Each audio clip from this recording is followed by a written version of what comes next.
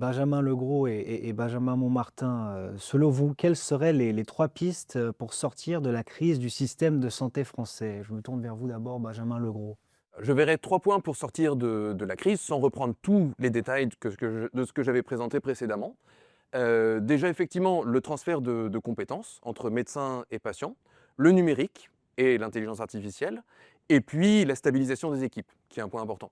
Alors, je vais commencer effectivement peut-être par le numérique et l'intelligence artificielle.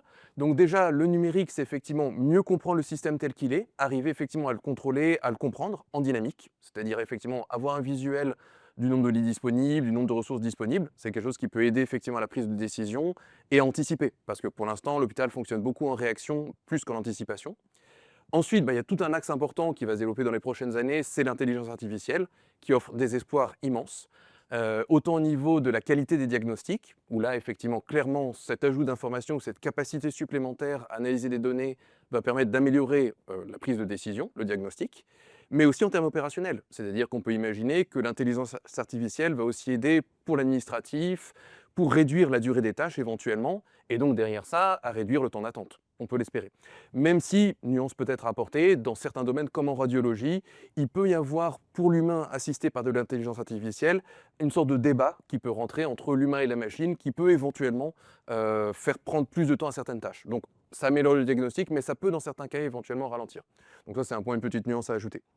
Deuxième point, le transfert de compétences. Donc là, effectivement, je l'avais mentionné, et c'est vraiment une tendance qui est une tendance lourde, parce qu'elle a été légiférée par la loi en 2025, qui est de donner plus de compétences aux infirmiers, plus de responsabilités.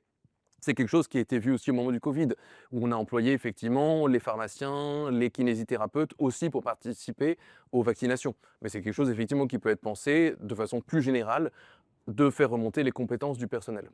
Et puis une dernière chose qui est vraiment fondamentale, c'est repenser complètement la valorisation salariale et la valorisation du travail des infirmiers. Parce qu'effectivement, ils sont actuellement payés de façon insuffisante par rapport effectivement aux responsabilités qu'ils ont, et ils ont des conditions de travail extrêmement difficiles. En particulier, là où les choses se relient avec l'opérationnel, c'est qu'ils ont des emplois du temps qui sont souvent très aléatoires. Emploi du temps aléatoire veut dire aucune prévisibilité sur l'heure pour rentrer chez soi, qui veut dire effectivement des dépassements, des heures supplémentaires, qui coûtent cher aussi à l'hôpital. Donc ce fonctionnement en mode réaction pose aussi problème à ce niveau-là, côté ressources humaines, côté budget et côté stabilité des équipes. Donc effectivement, ça c'est des choses qui nécessitent d'être améliorées pour pouvoir à long terme assurer une ressource supplémentaire pour l'hôpital.